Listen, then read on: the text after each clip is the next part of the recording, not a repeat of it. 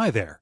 We're coming up on a new season of Radio Free Midworld covering Book 5 of the Dark Tower series, Wolves of the Calla.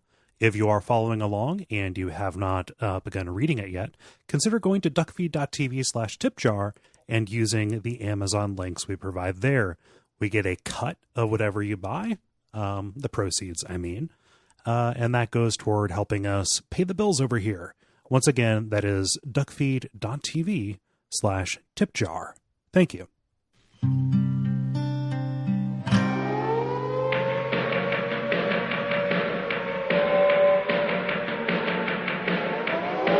Welcome to Radio Free Midworld, the podcast about the Dark Tower series of books and related works by Stephen King. My name is Cole Ross, and I'm your host, and today I'm joined by Autumn Greer. Hi, Autumn. Never more delighted to be here. How are you doing, Cole? I'm doing just fine. I am excited to talk about this very, very weird book. I think weird is definitely the right word for it. We'll obviously get into this, but I finished it, and I don't know if I love it or hate it. Yeah, it is. I don't think it's very good. I think that it is especially pungent. Is pungent an appropriate word for this? Like it's a mess, but you know what I was kind of thinking that it was a little bit like because we obviously know we're however many episodes deep. I think we've established that Stephen King is a really good writer, a master of characterization. Mm-hmm. He'd probably be good at writing just about anything. I mean, I'm sure Stephen King's Harry Potter fan fiction would be very good. But I don't know if I love reading Harry Potter fan fiction. Yeah, that's the thing. So, in case you didn't see this on the title, we're talking about the Regulators, which, though it was written by Stephen King, is actually a Richard Bachman book, which brings with it a bunch of different stuff. This is the first Bachman book I've read, Autumn. Is it really? No thinner, no. Yeah, no thinner, no rage. Although I guess you don't really get a hold of that one nowadays. I like the movie of The Running Man, but I've never actually read the book that it's based on. Stuff like that, right? Yeah, exactly. I think that the tone Stephen King has always said of the Bachman books, his alias as opposed to his regular books, is just a little bit more gritty and violent. In this book, there's a very satisfying moment where somebody is turned into a cloud of red mist. Like, this is incredibly tawdry. It's lurid. I think that I like pulpy is a word that I would use to describe it. You don't usually talk about a body count when you're talking about Stephen King. Yeah, like it pops up. It pops up quite naturally. And actually, one of the problems that I have with this book is that it is chock full of characters, and most of them just exist to die. you know.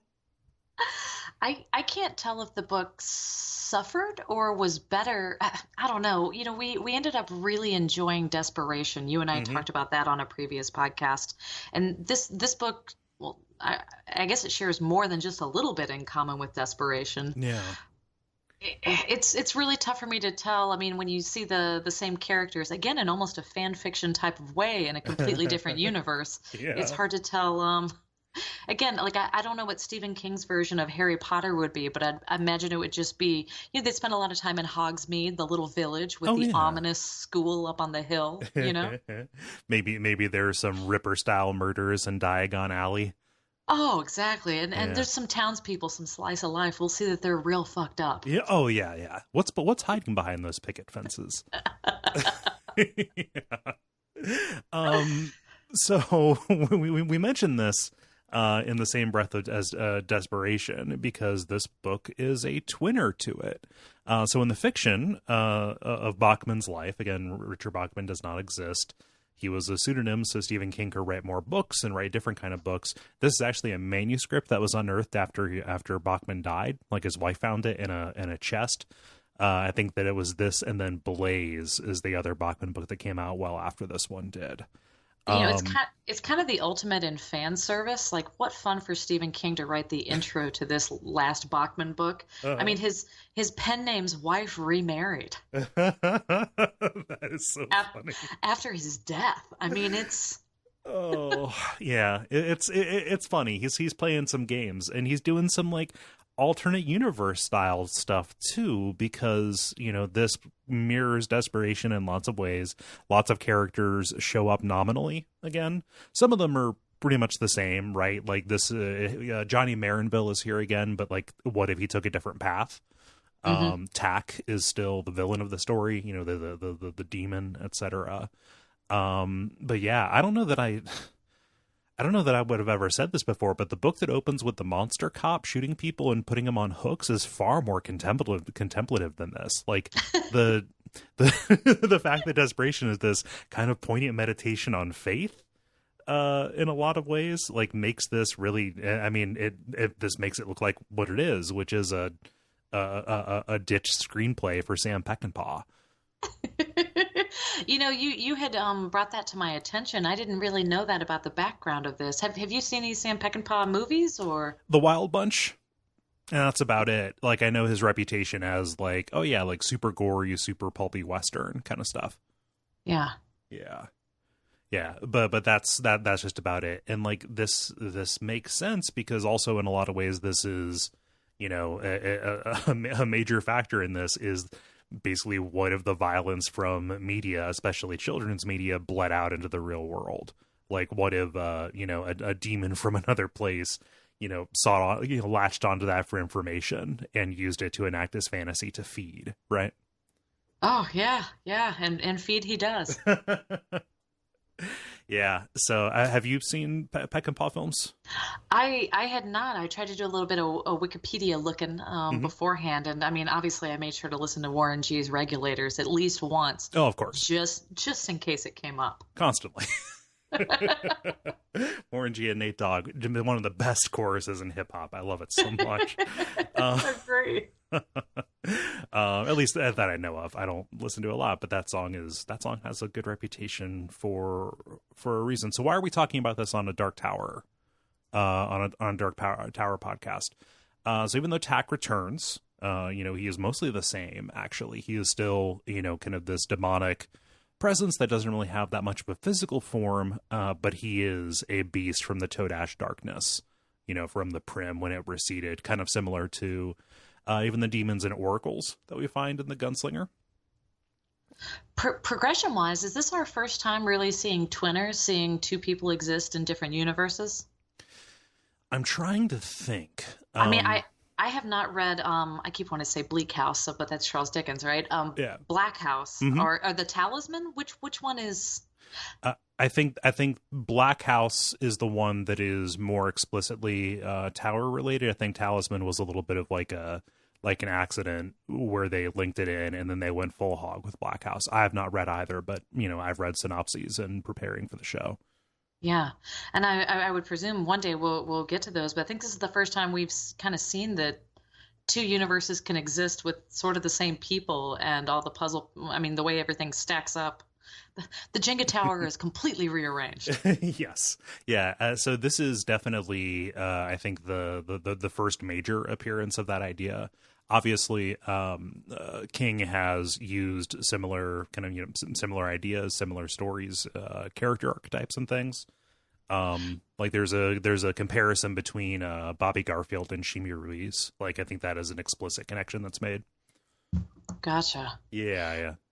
It's interesting going on the Stephen King, like Wikipedia, like wikis and things like that, like the list of possible twinners. Some people make some stretches, like it hadn't occurred to me that the Dutch Hill mansion that Eddie goes into was a twinner with the Marston house in Salem's Lot, but somebody kind of put that together. But, yeah, I can see that, and I'm surprised we didn't mention that in Salem's Lot. Also, I'm surprised, addendum for this, I'm surprised we didn't talk about how much the white shows up in Salem's Lot, because that is a very important concept that is brought in, the white being kind of the name for the force of good.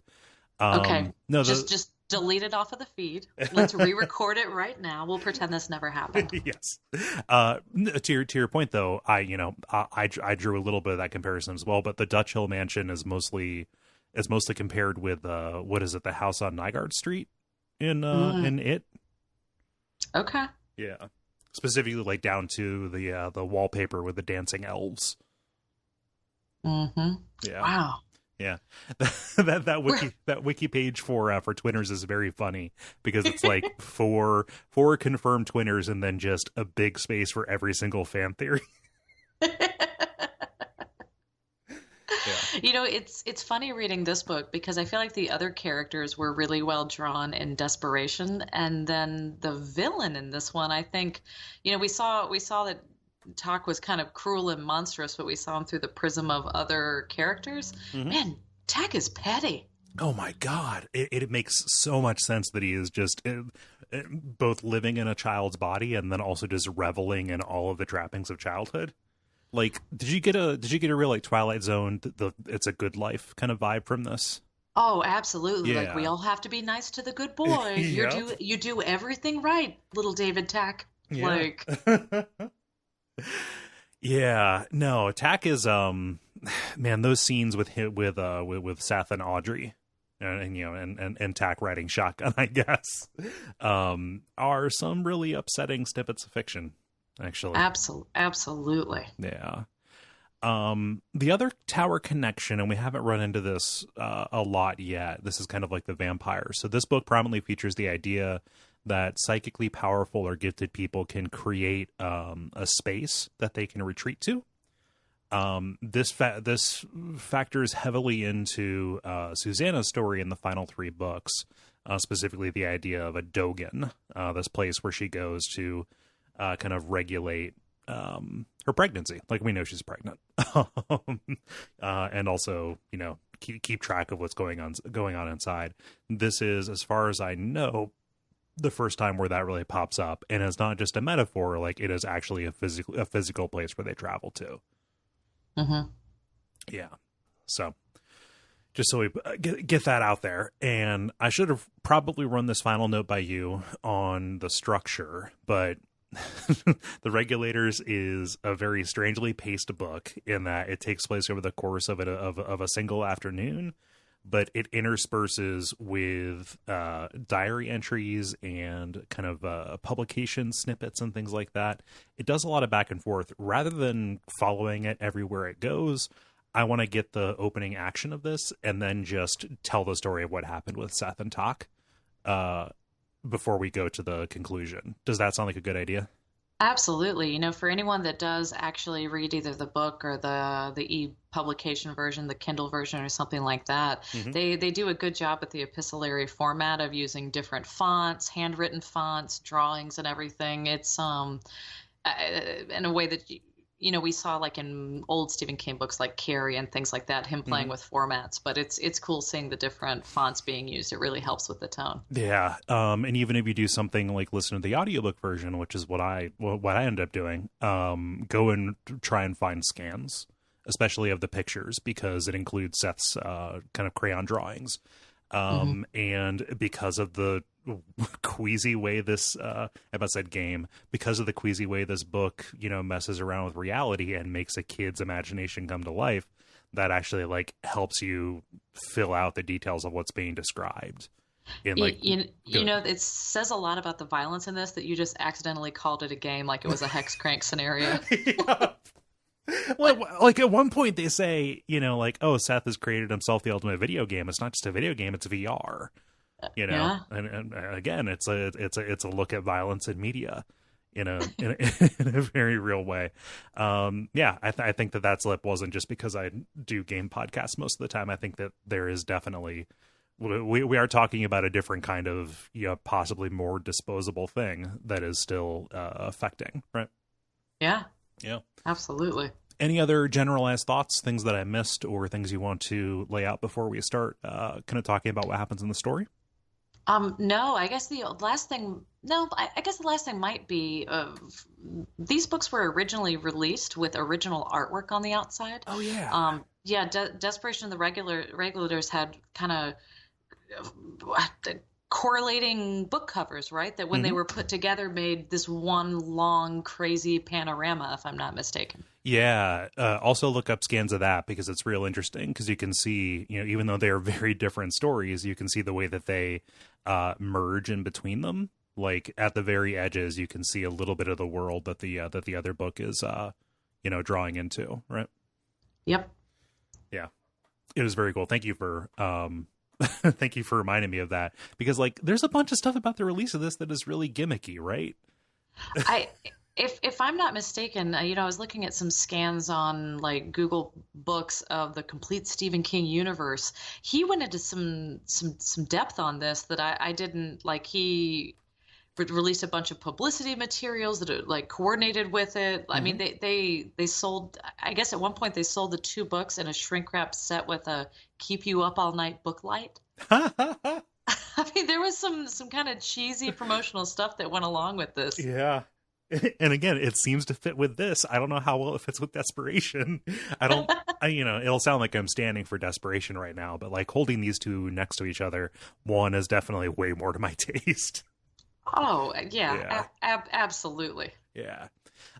So let's do this. You would think that I would like this because it casts a negative light on Columbus, Ohio. No, so this whole thing takes place in Wentworth, Ohio, a fictional suburb of Columbus, on Poplar Street, and just the amount of detail that King goes into to make this place seem sickeningly American and normal. He calls it the apotheosis of summer. If you would indulge me for a moment, there was a quote that I had written down. This is the kingdom of Ohio, where the kids wear their hats turned around backward and their strappy tank tops hang down over their baggy shorts, and their great big galooty sneakers all seem to bear the Nike swoosh. Is that your style, Cole, when you were a lad? Oh yeah, 20 years later for sure. 1996 to 2018 inclusive. Yeah, you have those big galooty sneakers. Well, yeah, you got to pump them up so they stay on so they stay on tight. You jump higher. Yeah, and when I'm not doing that, I'm like the other kid, which is described later, rollerblading down the sidewalk with a Walkman in one hand and a ice cream cone in the other, just grinning the whole way. Yeah. Wow, it's idyllic. It really is. We do things a little bit differently here in Ohio. But yeah, like this, the opening, it's not just that, but also it is the description of basically everybody who lives up and down the street. It's like Life, a User's Guide or whatever that George A. Perec book is about the apartment block. But yeah, like we're not going to do the whole introductions. I figure we'll talk about characters as they figure in. Some of them have more detail than others. By which I mean some of them speak and other ones just get blown to bits. But the inciting action here, we got this horny teenage paperboy who's distracted by, an older girl wiggling down the lane when a strange van with a satellite dish spinning on the top that pulls up and just blows him away. Mm-hmm. And they take aim at another set of kids, the Carver kids.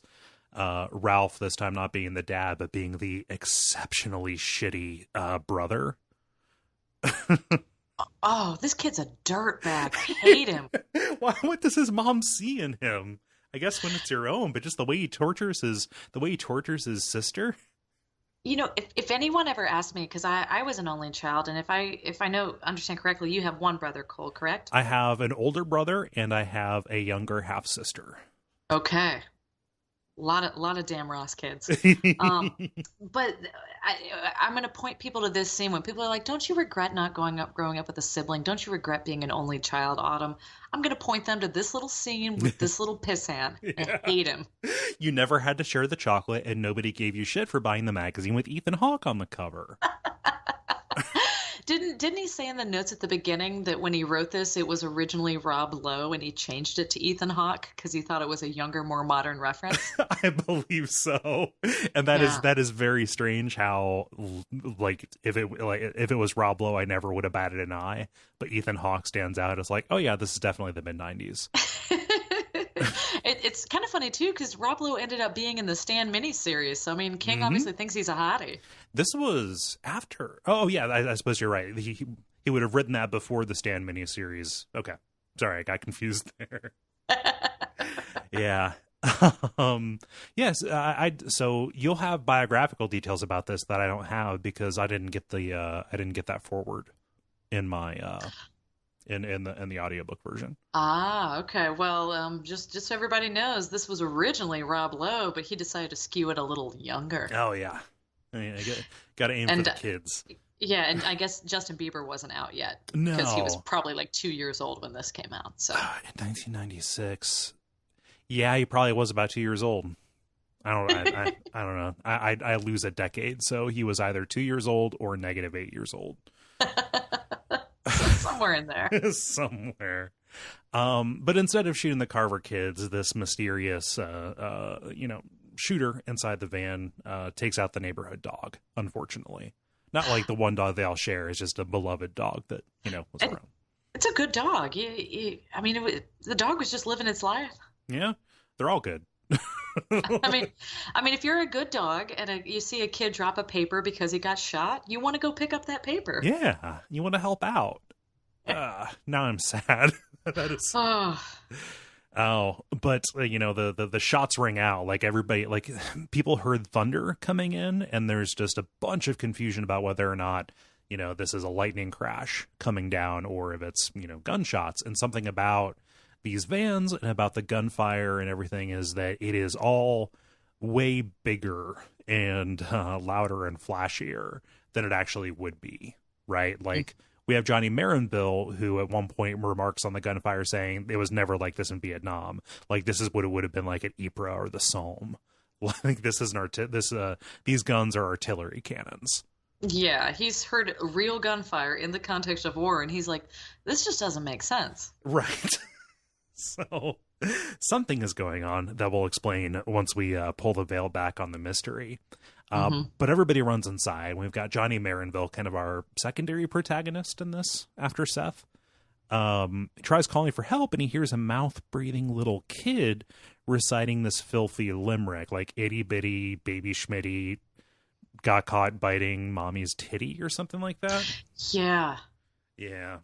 Which after that little Ralph kid from the beginning, I'm just off of like 10-year-old boys right now. Ugh. No, terrible. And also there's a sexual aspect attack that is designed very well tuned very well for discomfort. Yes. Yeah. One thing that was weird while this is kind of all going on and we're slowly getting introduced to these characters, Peter Jackson is wearing a T-shirt with a big yellow smiley face on it with the "Have a nice day," which is what we see Randall Flagg wearing. It's it's what we see in what's his new book about Mr. Mercedes. There's a killer in there with the smiley face symbols, so we do see the smiley face every now and then. It is never good news. In Peter's case, it's foreshadowing. Yeah. In a really pretty upsetting way. Speaking of upsetting things related to Peter, more vans come in. And well, first off, Mary, his wife, is not a major character who lives throughout the entire book, like in Desperation. No, she gets iced pretty much in the first 20 pages, I think. She does have one shining moment because when she rolls up in the car before the vans show up, she's coming back from having an affair on Peter. Yep. She's been having a great day. Yeah, no, she's been out there in those wonderful downtown Columbus hotels, like the Red Roof Inn by the convention center, all those places, Ouch! This is savage. This podcast is getting too real, Cole. I've built up a fiction. I would not like to live in Columbus. It's probably a fine place. I've never found anything of interest there. I very specifically decided not to go to OSU because I did not want to be around there. So. Yeah, one time I had a Stromboli from a vendor at that convention center. So, oh yeah, yeah, it was adequate. Yeah. Stromboli, how is that different from a calzone? Is the sauce on the outside and you have to dip it, or is the sauce inside? I forget. It's just a tighter, more tubular roll. It's like the chimichanga of pizza. Yeah, like you get a Piata Italian street food, fast casual with an Italian soda. It's all Ohio. Like I realize I'm, being petty about this, but Cincinnati is cool and good. But yeah, Mary, she dies in a very undignified fashion. She's shot returning from her affair. She's not wearing any underwear, and it leads to a recurring fragment of a joke that I actually had to go look up. I forget who it is that spots and sees like, oh, like she's splayed out and has no underwear on. But he keeps on hearing this. He keeps on hearing in his head this punchline. I don't know about the other two, but the one in the middle looks like Willie Nelson. Do you want to hear the actual joke? Yes, please. Okay. So a woman goes into a tattoo parlor and she says, all right, I've got a very specific request. On the inside of my left thigh, I would like to have Robert Redford. On the inside of my right thigh, I'd like to have Marlon Brando. The version that I read had, old timey heartthrobs or whatever, And so the tattoo artist says, all right, well, okay, cool. Well, let's just go ahead and do that. He does the tattoo and she looks down and says, this sucks. It doesn't look like anybody. Like, you call yourself an artist. And the tattoo artist says, well, okay, well, tell you what. You'll only have to pay for this tattoo if you go outside and show this to somebody, show these tattoos. If they don't recognize them, then I've obviously done a bad job and I'll give you a refund. So she goes outside the tattoo parlor and finds the first person and says, hey, look at these tattoos. And, tell me, do you recognize, do you recognize the two faces here? Guy looks and says, well, I don't know the one on the left, and I don't know the one on the right, but the one in the middle looks like Willie Nelson. It's a good, filthy joke. That is a good, filthy joke. I'm right there with you. that took some doing to find. Yeah. For younger viewers, pretend we said Ethan Hawke in the middle. And Rob, Ethan Hawke. Oh, man. Yeah. But she goes down in the middle of the street. Let me see here. Also, David Carver, father to the shithead Ralph. He gets shot on his doorstep. On his doorstep. Again, we're glossing over some of these people that they spend some deal of time introducing. Mary L. Smith, kind of the neighborhood gossip who nobody likes. She's a battle axe. She's mean. Her poor husband. No wonder he's a drunk. Yeah. Oh my gosh. So yeah, Mariel just nobody really seems to care for her. Her husband is a secret alcoholic, and everybody realizes it because he starts just. I think at one point he pulls out like cooking sherry and just starts downing it to cope with what's happening. That's not a good look. No. But yeah, Mariel, she gets hit with a shell in her shoulder, and her arm is like hanging on by a shred. We have Tom Billingsley. He's back as a veterinarian this time. He's not changed very much. He tries to sew it on, but guess who else is here in this house? We got our good friend Colleen Trajan. For the first time, we're seeing him not possessed by some sort of eldritch entity. Yeah, and also there's not an awful lot to him. Like, he's just a disgraced former cop who I guess he was trying to expose some of his colleagues who were on the take. He tried to go Serpico, so they framed him. I think something like that. Do I have that correct? I believe so, yes. I wasn't positive if he just kind of had that in his head, but it looks like on paper that he was framed. His compatriots framed him just to get him off the force. Yeah, but there's really not an awful lot.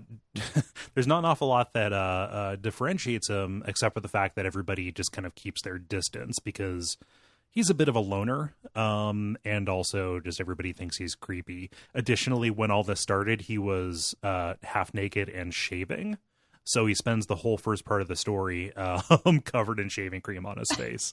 Yeah. And what I do like about Marielle Smith, literally holding her own arm that's holding on by like a thread, is still just chewing everybody's ass. Yeah.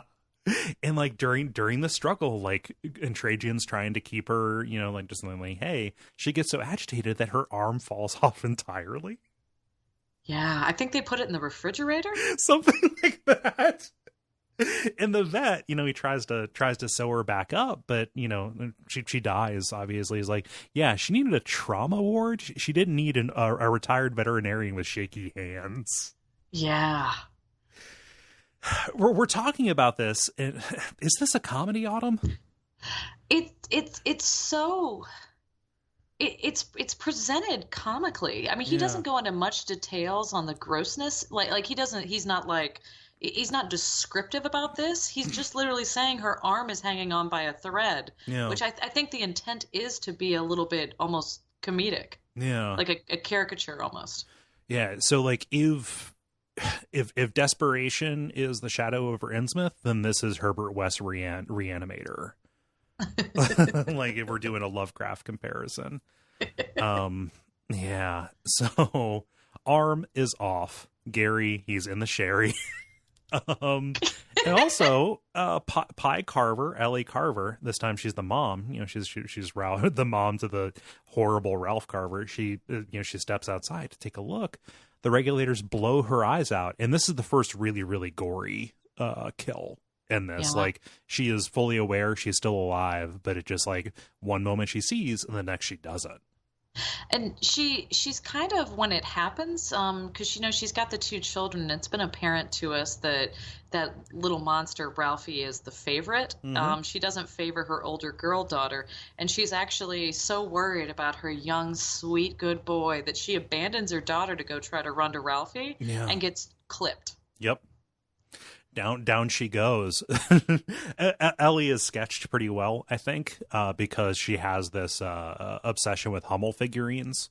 Like her, again, this the apotheosis of the American summer. Her unspoken wish was to design her own Hummel figurine. Just of her sweet baby boy Ralph, because he's a perfect angel and he needs to be immortalized in that way. Truly the American dream. I love Johnny's reaction when he goes into their house and sees all the Hummel figurines. Like, oh gosh, I thought she was normal. Okay. There's some listener right now who collects Hummel figurines that like a single tear just rolled down their face, and they're like, I love them. Oh sure, no, I just they're a treasure to me, Cole and Autumn. There's nothing that I can take away from you that the movie about Schmidt didn't already. And I again cannot throw stones. My grandma collects Precious Moments figures, so. Oh yeah, we were a collecting family. We collected all the things. Yes, yeah. So I understand. This is a real thing. Well, I always say that, like, we make fun of stuff like this. Like, can you imagine collecting something ridiculous like Hummel figurines? Not like me with all of my Funko Pops.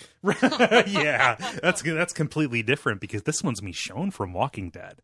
That's what the other day I was saying something to someone, because I'm like, yeah, my mom always took all these crazy vitamins. Like, she would take a handful of vitamins every morning, and it was ridiculous. Not like me, who takes a handful of vitamins every morning, and there's a lot of science behind it. Yeah.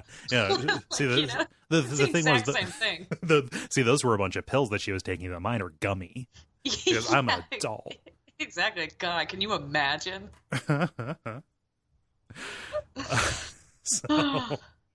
So anyway, Ellie is down, and it's pretty horrible the way they describe her going away, dying in front of her kids. It sucks.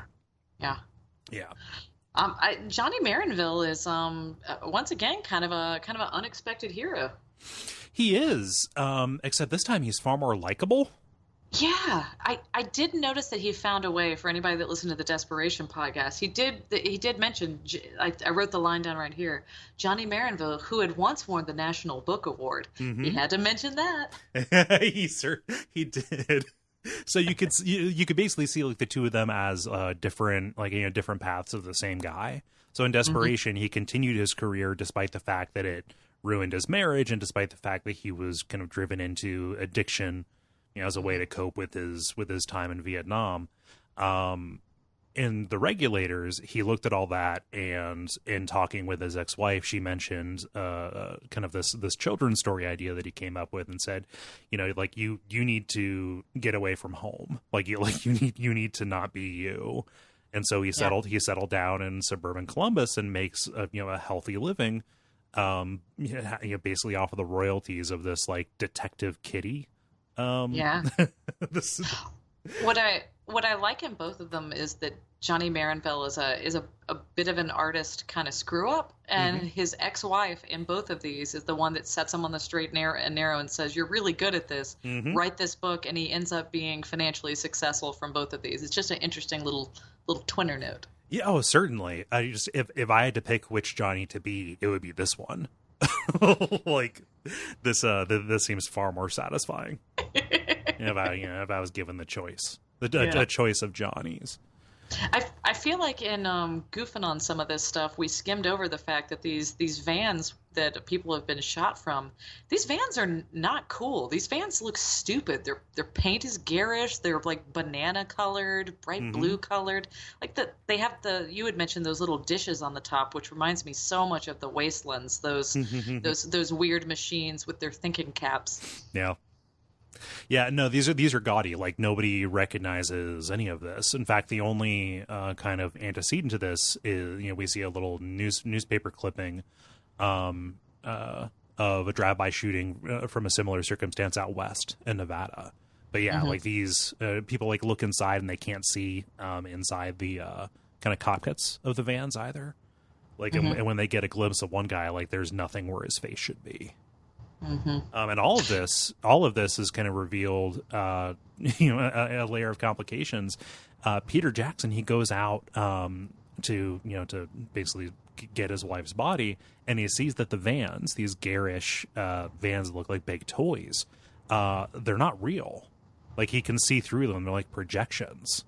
Yeah, and also he is drawn to the Weiler house. We have not met the Weilers just yet, but we're going to spend a lot of time because they're at the root of everything. And they're the most interesting characters as well, the way that they're kind of written out. I mean, I almost feel like we kind of got short shrift on a lot of these people. They're just kind of caricatures, like, oh, we're the racist family. We're the I'm the writer that lives by himself and plays my guitar on the porch. But Seth and Audrey, we spend a lot of time inside both of their heads. Yes. And the particular kind of hell that the entire family was put together, or it was that was made for the family to live in. Just the horror of a house that is run by a petulant child, or a demon who is emulating a petulant child. Just the how it turns into a filthy hoarder home. Yeah. Ugh. So we should talk about this. So we have Seth and Audrey Weiler. Seth is an autistic boy, fulfilling one square in Stephen King bingo. I think this is the center square where the where the child with some kind of special need ends up having magical powers. We've talked plenty about that in the past. I like this depiction just because Seth is universally a very observant and intelligent, like preternaturally intelligent boy. He just is unable to communicate. But yeah, Seth is a young boy with autism, and he lost his parents to this shooting 2 years ago. During this trip out west, the shooting that I mentioned before that is really similar to what is happening now. And Audrey, Seth's aunt, and her husband Herb took Seth in, and hell happens. There's a little bit of sweetness to all of this, and the way that I think Seth is treated. You hear about a story where someone is kind of forced because of deaths to take in a child. Usually there's a moment of resentfulness or something like that. Audrey just loves this good, sweet boy.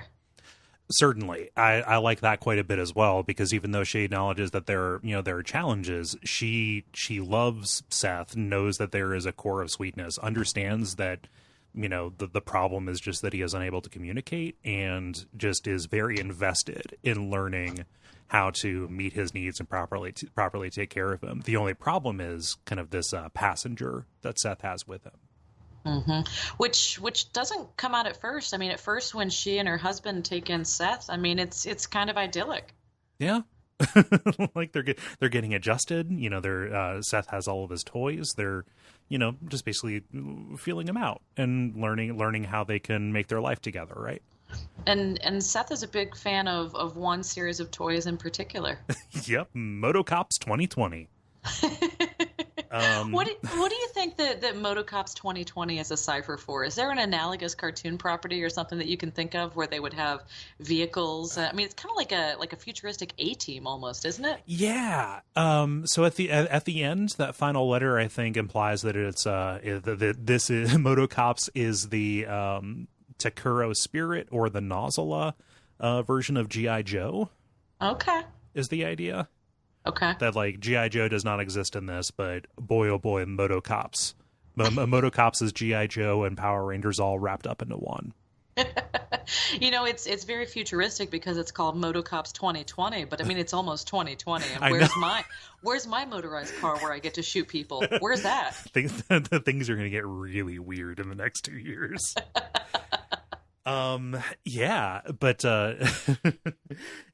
Seth loves these toys. He especially loves Cassie, what is it, the version of Scarlet from the GI Joe, has a particular affection for her. But also he really really enjoys westerns, because even though this takes place in 1996, it also takes place in 1956. But Seth, he loves Bonanza. He loves a particular spaghetti western that doesn't really exist called The Regulators. That stars Rory Calhoun, the one who's always standing up.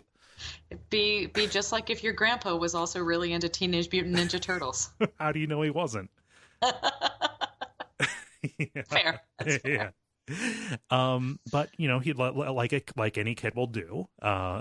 Seth watches them over and over again. And Tack, his passenger there, loves these things. He loves the violence that is inherent in all of this. We should talk about how Tack got there, because that is a really chilling section of the book. It really is. I mean, we're familiar with the town Desperation and the mine from the book Desperation, but the family was taking a nice old vacation out to the Nevada desert, and then, to see all the intense people. Yeah. And they just happened to be driving, probably singing Kumbaya on the way, and Seth, who was nonverbal, just started talking in practically full sentences, saying, "I need to go see the mine." And it's kind of like the family seems to think that he thinks it's the mine from the Regulators or from Bonanza. No, and he, weirdly enough, the mine that he's talking about is the China Pit, which was just uncovered. Nobody outside of the Desperation Mining Company should know that's opened up. But the family, his mom and dad, just elated that he's speaking. It's a big deal. They drive toward Desperation, and they go every step of the way, basically to keep the line of communication open as Seth is leading them forward. And he's doing that because Tack is calling out to him. Yeah. The way that this is done in the book is with kind of a confession that a guy left. In the event of my death, here's a true accounting of what happened this day in the mine. But he makes the point that Seth is pointing exactly, like he's looking at aerial views that are posted up on the wall at the mining place, and he's like, right there. That's where we need to go. And on the maps, it looks like nothing, but he's pointing very specifically to one spot. Yeah, and this negligent mining manager, he takes him like down to the pit, and is surprised when the kid starts running away deeper into this. Yeah, he literally gets like Seth's 12-year-old brother. He's like, drive a 4-wheeler, bro. Let's all go out to the mine. Let's walk on the treads of the Earth Eater. Come on. Yeah, it's real. Who wants to play with a barrel of acid? Yeah, it's real rough. But as Seth runs deeper and deeper, the guy, the mining manager who is writing the confession, talks about just how they're basically running over the dusty bones of the people who died in the collapsed mine, and they're hearing Seth sing out the theme song to Bonanza, and hearing something else matching the tune with him.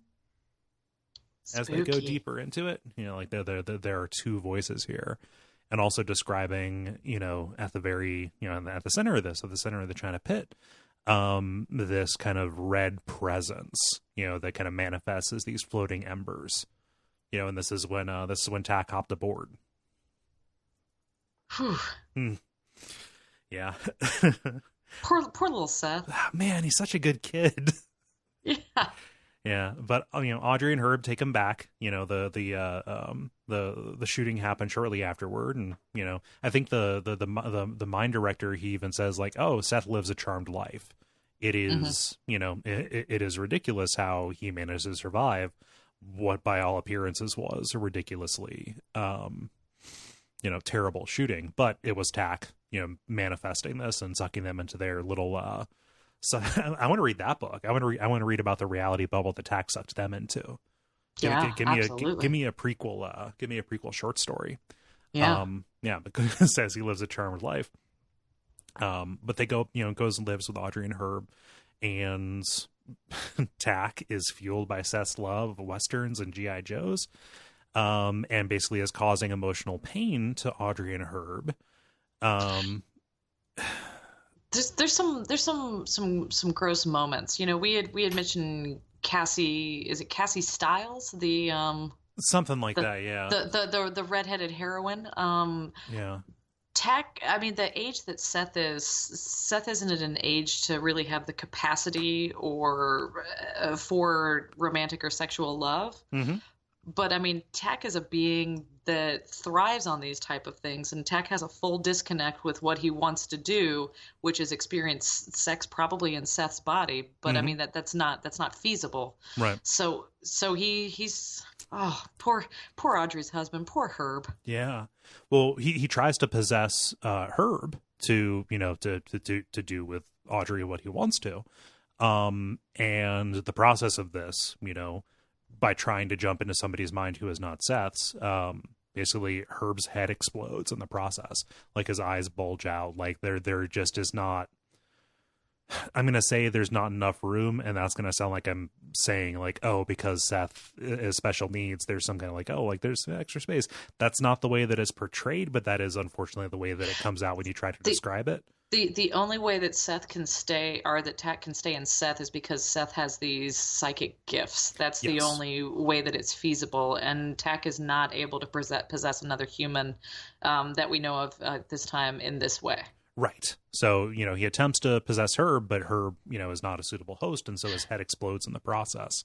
And lest this seem like this is a one-off, it has not been good. Like there'll be moments when Seth will be Seth, and then there'll be moments where they do something that displeases him and Tack within him, and then Tack is like, well, let me just make you punch yourself and twist your lips and pinch. And I mean, Tack is torturing this nice couple. Yeah, like he's exploding all of the glassware when they displease him, things like that, and also like sexually dominating and humiliating Audrey. Making her color her hair the same color as Cassie's, forcing her to twist her own nipples. Like, it is very upsetting stuff, in addition to just the overall general degradation of them, Tack saying like, all right, well, just come, keep on feeding me chocolate milk and SpaghettiOs.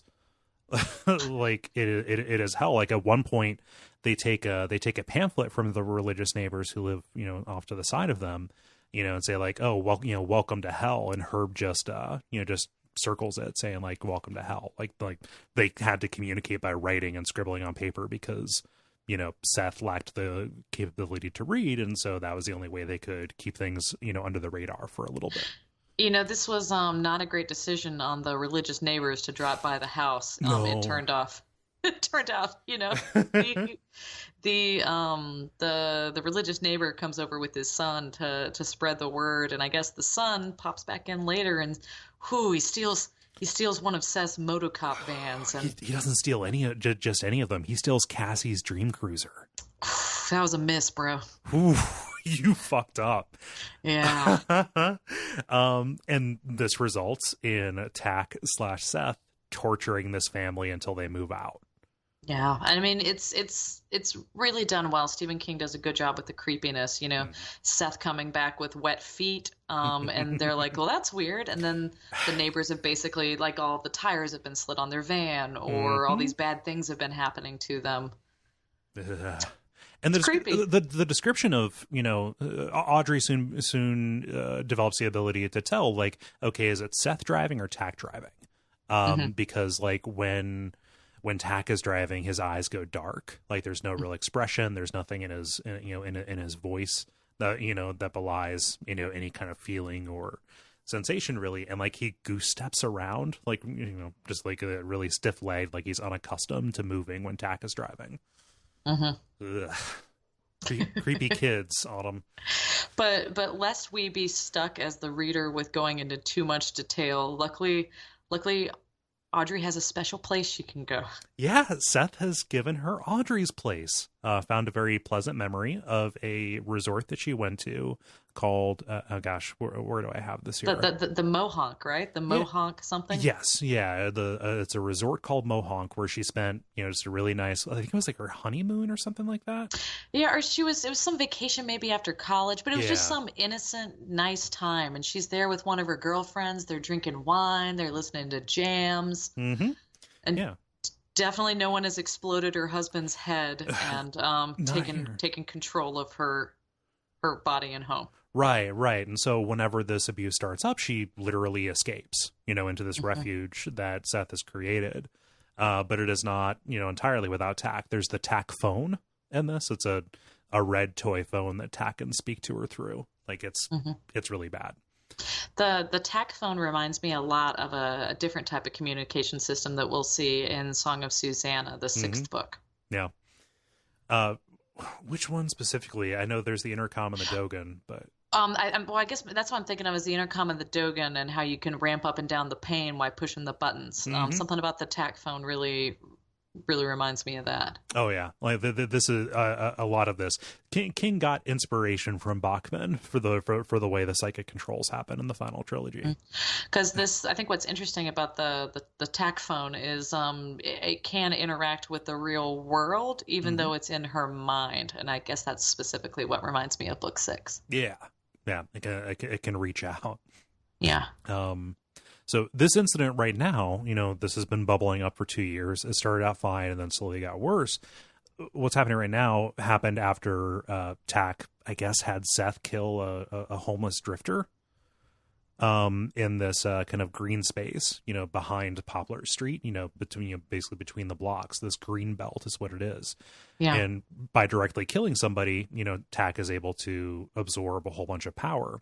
And so he got enough to basically wrap all of Poplar Street up in this reality bubble and bring in the manifestations to do more killing. And with each person that he kills, he gets more and more power to shape the world in his desired image.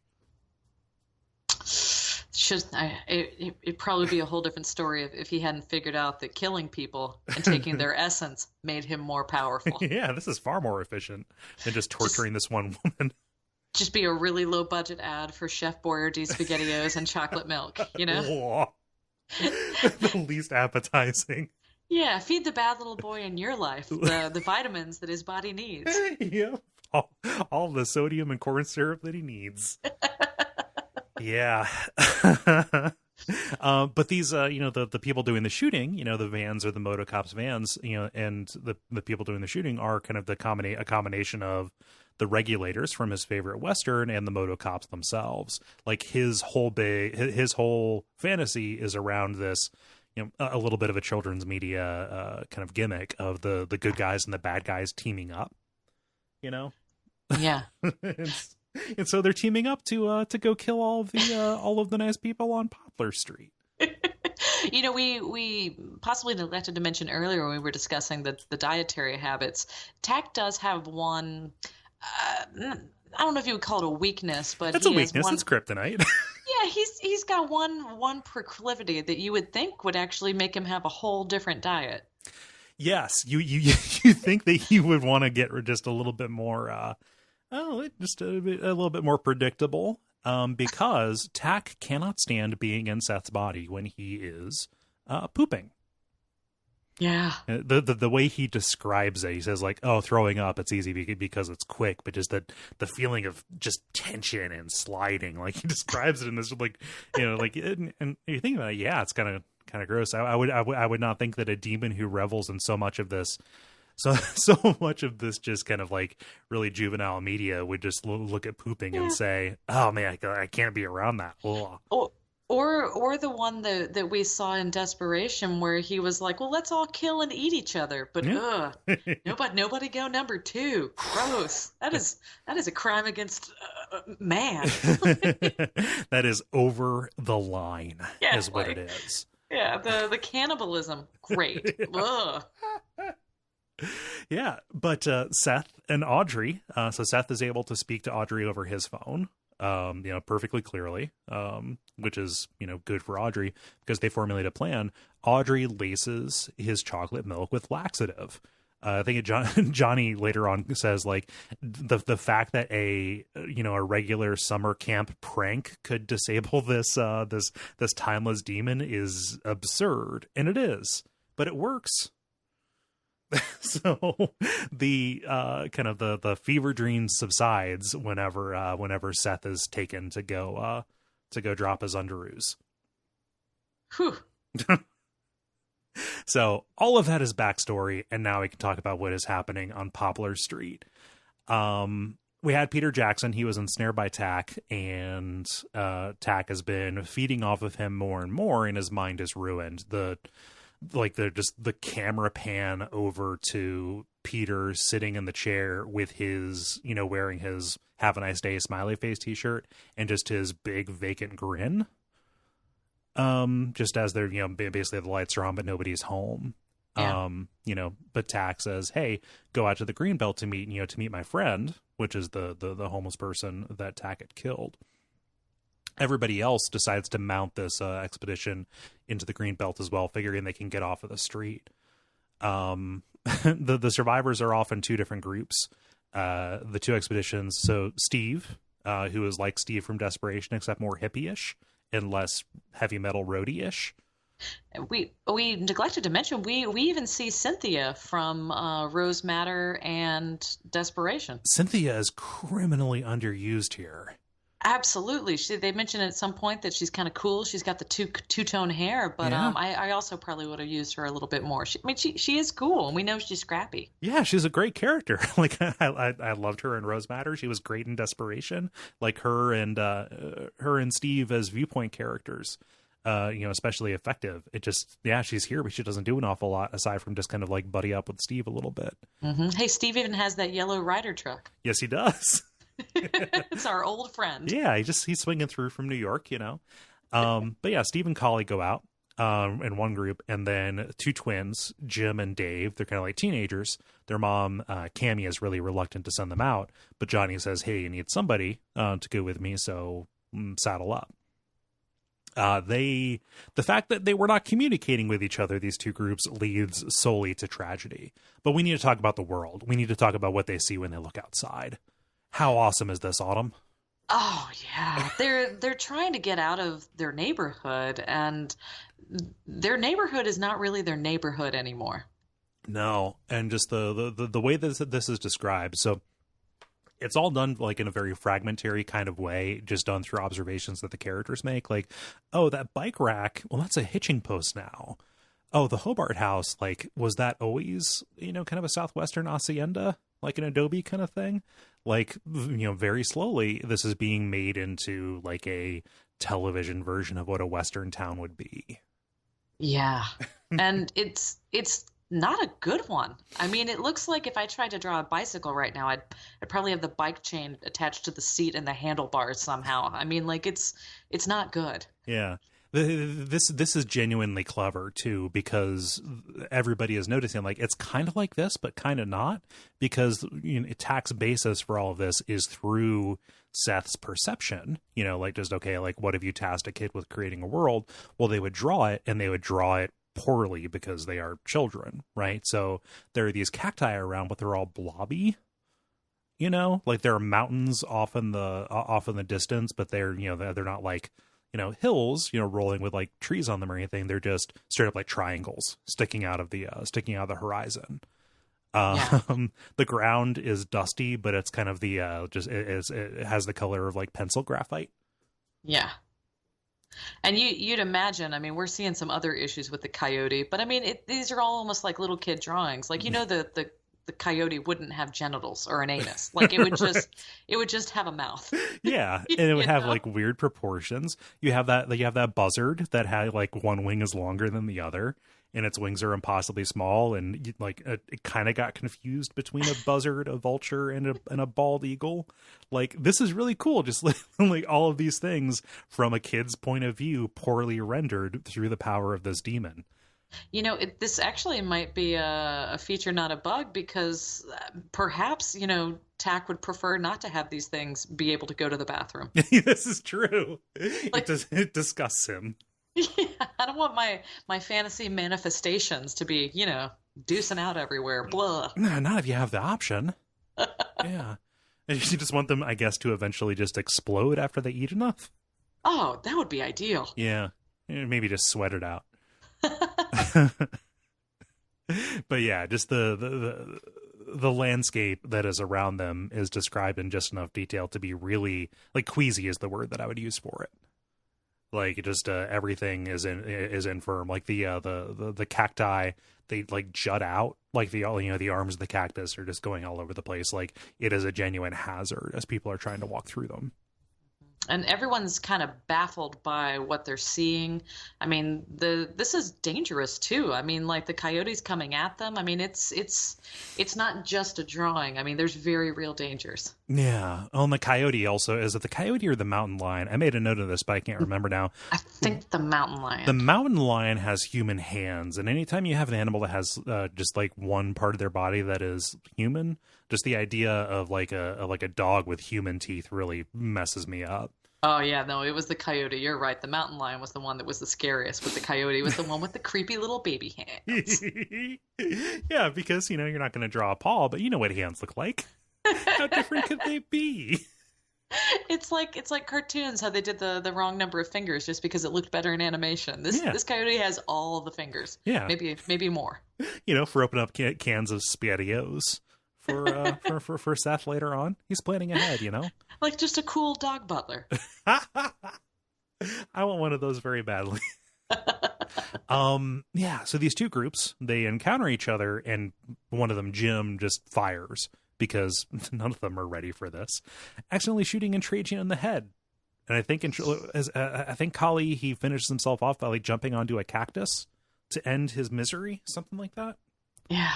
You know, and Jim kills himself out of guilt because they are, you know, screaming at each other about this. Like, this is all gone wrong. And Jim's just a little teenager too. Like, he's like a 16-year-old twin. Like, he's out there with his brother in this group. I mean, this is some pretty rough stuff. Yeah. No, they shouldn't. Yeah, and Johnny obviously feels very guilty because he insisted that they go with him. Yeah. Yeah. Some of the other survivors are drawn by the shots. Cammy, Jim's mom, comes along, and Cynthia is there. Cammy's enraged that her son, you know, is dead. She takes up a rifle. They have a scuffle, and, you know, she nearly shoots Johnny, but instead takes out the mountain lion as it intervenes. You know, it's really a shame earlier that I wasted so much time hating Ralphie and being mad at that Marielle with the arm, because Kim, oh my God, Kim. Oh, Cammy, I just want to. Oh, she's the worst. Yeah. Okay. Well, I got confused. You said Cammy. I thought you said Kim. Kim is also really bad. Oh, is Kim the one that was doing the slurs? And was it Kim? Yeah. So Cammy loses it because, you know, she lost her son, which is obviously very bad. We should talk about this. So back at the houses, Marielle's dead. Gary has drunk himself into a stupor and also been eaten by a Gila monster that has a dinosaur head. Because there was a Gila monster in the Regulators movie, so why wouldn't there be one here? And hey, we all saw Jurassic Park. We know about that little dinosaur that spits. Mm-hmm. And I feel ashamed that I cannot, off the top of my head, name that dinosaur. Oh, man. Yep. Oh, I'm not going to try. I would just embarrass myself. So yeah, Cammy, she's on a warpath because she lost her son. Understandable. Kim, you know, she's in the same situation that everybody's in. Everybody is under pressure. However, her cracking it shows up as her throwing racial slurs at Belinda. Ooh, You and know, they we didn't talk about this before. They kind of set it up about, and this is just, I guess, the most probably white liberal thing ever. But the street is so happy that they have a black family. Like they're yeah. all just patting themselves on the back about how like woke and progressive they are. Like it's kind of gross. Yeah, like, oh, like we have a black family and none of us have chased them out yet. It's great. It's really it's kind of, and I was actually maybe more fine with it at the beginning, but this Hmm. scene is ugly. It is really gross. And when I talk about kind of being happy at what happens to Kim, like, whatever. Any person with backward ignorant views should probably have time to understand the error of that and grow to be a better person. However, in fiction, when somebody is signaled so strongly as being shitty and prejudiced like this, to have them explode into a cloud of red mist is actually it feels pretty good. Yeah. I do not want to sound like a vindictive person about this, but it couldn't have happened to a nicer person. Yeah. No, I mean, it's well deserved. Yeah, she does this. Like, Audrey's come back and said, like, hey, I'm gonna she's escaped from the house and tells them everything that she knows about Seth's possession. She warns them, hey, the regulators are going to be on their way back. He literally can't shit forever. Kim runs out basically to yell at them and say, "Oh, continuing this." Her response is like to go out and say, "The cops are coming. I've called the cops." And a shot, from this basically artillery cannon, a kid's idea of what a gun would be, comes and blows her into. Well, they say, okay, well, her shoes are there. Her feet are inside the shoes. The rest of her is gone. There's a red stain on the wall behind her. And then a couple of seconds later, just droplets of her land all around. Good. Like it is raining. Maybe cool it, Jamie Crow. Maybe cool it. Yeah. And it seems like the regulators are about to ramp up and go all pro ice on everybody. Mm-hmm. But luckily we're sorry. Pro ice in a hard situation. Thank you. All right. I really should have just let that pass, but I couldn't. I was hoping you would get the reference. Yeah. Continue. But luckily we're saved, not by the bell. We're saved by the bathroom. Yep, because Seth has got a rumble in his tumbly, and it comes at just the right time.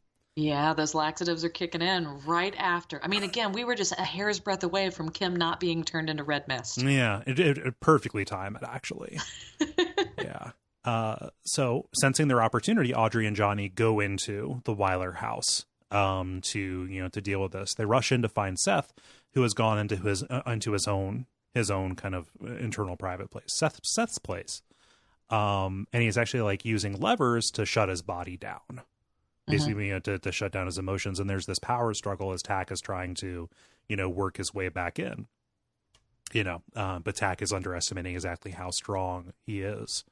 Meanwhile, Seth has also sent this command to Cammy, the enraged Cammy who's running around with a 30-06 rifle, saying like, hey, you need to come in and kill me. Because without Seth, Tack has no host. Mm-hmm. I think this is a really good plan, and as a reader, when I was reading this, I didn't realize how good Seth's plan was. I had a lot of anxiety when Tack was trying to get back in the body, and Cammy's rolling up in there with a gun. I mean, this was a good plan, and it says a lot that how much Tack wanted to cling to life and power, that Tack and I were both really surprised by what Seth did. Yes. There's no margin for error in this, and it succeeds at being very suspenseful. Yeah. But, Audrey sweeps Seth up, and they both go into their respective places. And Seth starts running for the door in his, hoping that it leads where he thinks it's going to lead. And Cammy blows off Seth's head and then also shoots Audrey through the throat, stranding Tack outside of Seth. Yeah, poor Cammy, like, she obviously was murderous or whatever, but Tack tries, leaps to her because without a host, he cannot survive. And this is the goriest head explosion I think I've seen described in fiction. Yeah. just the description of her eyes bugging out and her mouth kind of like swelling outward and the jaw, like just the pressure, I think, is sold really well in the description of it. Mm-hmm. It just makes it seem so much more easy and breezy to just turn into a fine red mist. Yeah. Why did Kim get off easy? But yes, Cammy's head explodes, and Tack is left with no host to go to, and reality snaps back.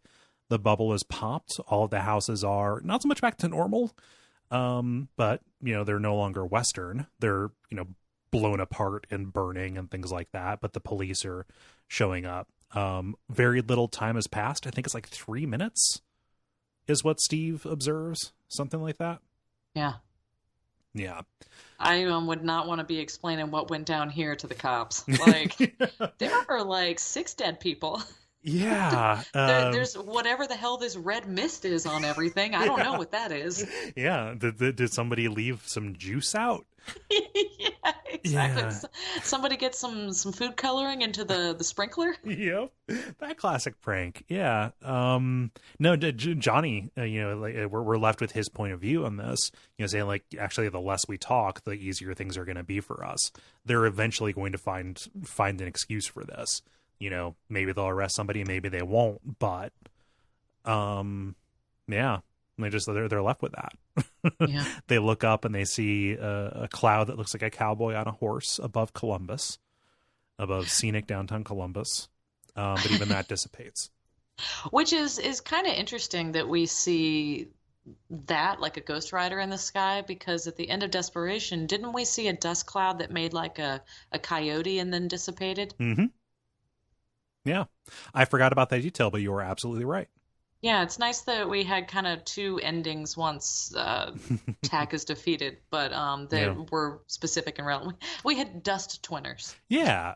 Dust twinners in the sky. Yeah, specific to the different kind of fixations. Tack in Desperation was a command, in command of all of the low beasts. And in this, he had his cowboys. Tack, of course, gives his I'm a badass villain and I'll come and find you speech, like, oh, I'll haunt you to the end of your days. But he's obviously gone. he without a host, he evaporates like a parking lot puddle. And everybody is left with the prospect of trying to get back to normal. And this book has the sweetest and most unexpected epilogue. I am very happy that Seth and Audrey get to live in their paradise. We're left, and we have a letter that a lady's writing to her relative, and she's like, I'm staying at this cool resort called Mohonk, and you're not going to believe it, but there's a ghost story. I know you like ghost stories. I know you've read your copy of The Shining to shreds. Yes. Yeah, but there's this haunted gazebo, and people believe that it's the ghost of a woman and a young boy. They'll find half-eaten bowls of SpaghettiOs. They'll find drawings, and hey, here's this action figure that we can't identify. It looks a little bit like a GI Joe, but it's different. Like maybe show it to some of the kids that you teach. See if they can figure out what it is. Good. I was going to say, I just love that, like the little detail where she's like, most of the time you hear about ghosts being in old-timey clothes, but these guys are in really modern clothes, like high tops and like a tank top on the lady. Yeah, she's like she's in a tank top and capris, and the kid's in basketball shorts and like cowboy boots. Everybody notices that the kid is wearing cowboy boots and basketball shorts. Like that's very strange. It's also very cool that, like, very specifically, the Cassie figure is cast aside. Like, a part of this is Seth understanding that, like, he needs to grow up and move beyond, his obsession with this stuff that, like, Tack is basically latched onto and, spoiled. So, like, part of the ending for him and part of finding his paradise is throwing that stuff away. Yeah, because you would think, because I, as I mentioned before, I was really surprised when they were both killed. Mm-hmm. I'm like, no, there's a plan where they both survive and everything's fine. When is that happening? And I'm like, epilogue? Like, wait a minute. My friends, like, stuff was just starting to go right. Yeah, they'd been through so much. They deserved a little bit more, but they got it. But this was a really sweet treat. Yeah, it's very good. I like that ending quite a bit, even if the rest of the book is a mess that has some very good imagery in it. Once again, that's what I track back to. Like, I'm sure Stephen King would write amazing erotic Star Trek fiction, but I just don't necessarily need to read erotic Star Trek fiction, no matter how well written it is. I'm fine with it. It's not, maybe not my deal, you know? Right. You wouldn't seek it out on your own, right? Yeah. I mean, crossover erotic Star Trek fan fiction, absolutely. Oh yeah, you're gonna pick a franchise and ride along, you know. Exactly. You're going to show up for what you're going to show up for, and if Star Trek happens to be happening, then that's just going to have to be okay. It's my fantasy, and I can invite any franchises that I want. Yeah. How does this kind of stack up in terms of tone, or how does this fit in with the other Bachman books that you've read? It's interesting reading a more modern Bachman book, I guess, because I don't remember when he put Bachman to sleep originally, but I think it was pretty early in his writing career, like definitely like before the end of the 80s, right? It was like 1984. People had figured out that King was Bachman around the time Thinner came out. I think that in terms of cast of characters and character development, this is pretty in line with it. Like, the Bachman books are always a little bit more plot driven. You'll have some internal monologues and everything, but I think that this is kind of in line with that. I mean, he spends a lot of time developing those characters in Desperation, but the plot in this is a little bit shallow, and I think either you or I mentioned this word before, but it's a little bit ridiculous. Like the whole idea of evil coming to a small town, or these innocent people that showed up in a town like Desperation and awoke an ancient evil, is somehow more plausible to me than cartoon Western monsters or killing families. Yeah. It's a thin line, because you could like a lot of these premises, as described, could go this way, right? It's like it's in the execution. Yeah. Well, what about you? What was your take on it? Again, like this, some very effective imagery in this, like specifically Tack running the household, is, a very effective flavor of horror. Just basically the degenerate behavior of children is always going to be something that is, that will work for me in terms of, kind of like giving me the creeps. Yeah. It's fun. If you read it as a comedy, or if you're goofing on it with people, I think that is probably the best way to enjoy it. So, Yahtzee for us. We managed to we had the best circumstance to enjoy it. We nailed it. Yeah. I can see myself going back and reading Salem's Lot maybe a year or two from now. I don't know that Regulators would be very high up on my Stephen King reread list. Yeah. A word I used a little bit earlier is disposable, I think. That's a very elegant word to use. Yeah. Do you have any final thoughts about it?